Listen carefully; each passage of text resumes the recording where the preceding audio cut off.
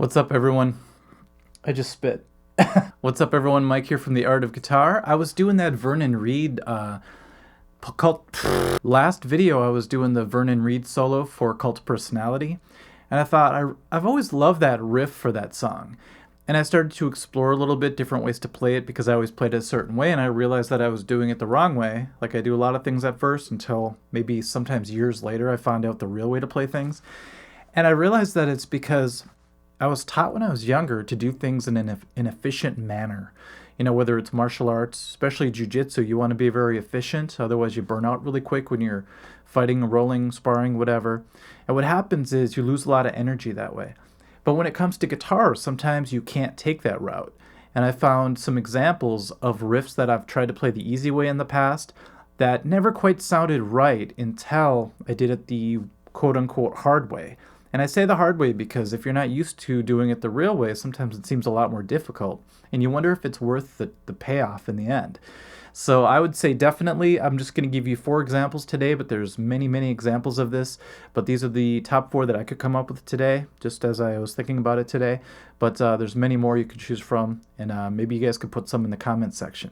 All right, so the first one, I'll go back to that Living Color riff. I used to play it like this.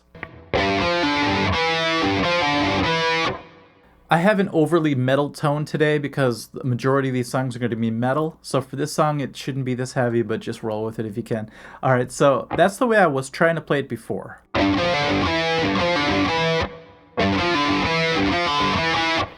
you can see with the pull-offs, it's actually a pretty efficient way to play it. But when you really study how he does it, he's using a different style of picking. He does something I probably wouldn't do. He does down, down, up, down, does some weird stuff, and then he uses his pinky for the D, but he jumps around like this. Isn't that strange? He moves his entire hand back for that one note. And what's cool about doing it this way, it sounds better, first of all. You get some more overtones when you play it his way. Also, there's an accidental little pull-off that happens when you try to get back quickly. Those are the things that you can't really match when you're trying to do it an easier way. So here's what I mean. If you really slow down the riff and listen, it sounds like he's doing this. It's that little pull-off. Even if he didn't mean to do it, it's there, and it adds to the sound of it. I always thought there was more going on than what was stated in the tab. So here's what we have.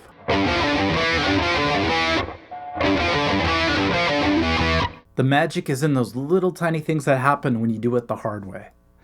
Okay, the next example, this one's right away in my guitar career. This is one of the first riffs I ever learned. Did it wrong. Here's how I used to do it. Nope, we don't need chorus as much anymore.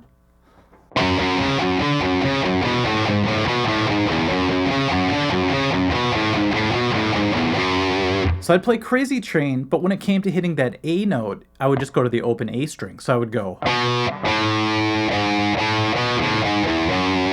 Which is fine, it's a good way to play it, you know, it's a little more efficient like I was talking about before, but if you watch Randy play it in one of the live videos, he's using his pinky on the A, so it's a little more difficult. It's like doing a little bit of a stretch here to reach. I don't know why, but it's a little bit harder to reach down to that A than it is to go to the D in the beginning. It's like you have to turn your hand over a little bit.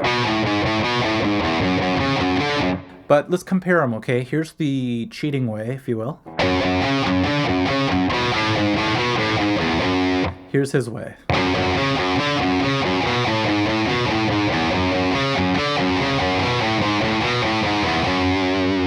So with his way, it's a little smoother, I would say. It just has this nice...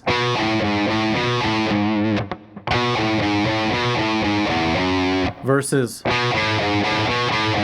It's almost like that open A sticks out because it's open. It's got a little bit more brightness to it, and I think that's what makes the difference. Back when this song first came out, we didn't have the internet, so I was beating my head just going, how is he playing this so smoothly? It's the Cowboys from Hell riff, and I learned it originally like this.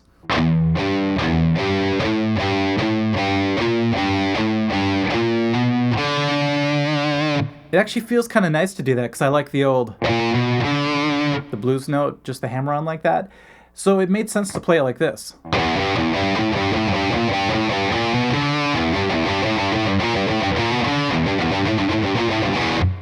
And I played it like that for many years, even when I performed it on stage. Then I watched his hand in a video as soon as we got the internet. Made more sense. I got to watch his hands, and he goes like this actually. So he does an A power chord instead of just hitting an A note. What that does is it makes you attack the strings more, which is what Pantera is all about, right? Just being really aggressive sometimes. So we get this.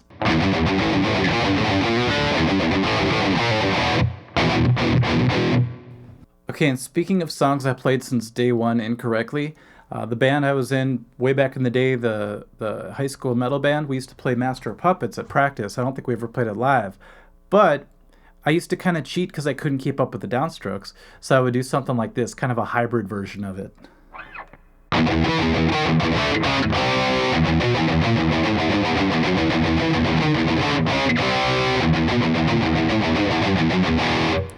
And I was happy with that for a long time, and I always felt kind of cool, like, oh, I found this cheat code for it.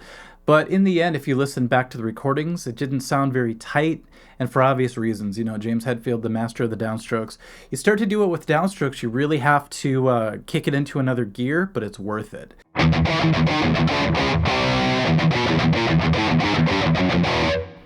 Okay, so I encourage you to try to do things the hard way if it's the way the artist actually plays them. If you simply can't do it up to speed or you just can't do it like them, it's okay to do it your own way, of course. But if you're trying to honor the song, let's say you're playing in a tribute band or something like that, you really want to do it justice by doing it the real way if you can, even if it's harder. Totally understand the reluctance to do that sometimes, but in the end it's worth it, and it does make you a better guitar player because you go deeper and deeper into these riffs and you get a new appreciation for them as well. So, okay, hopefully that was fun for you guys, and we'll catch you guys soon. Okay, bye.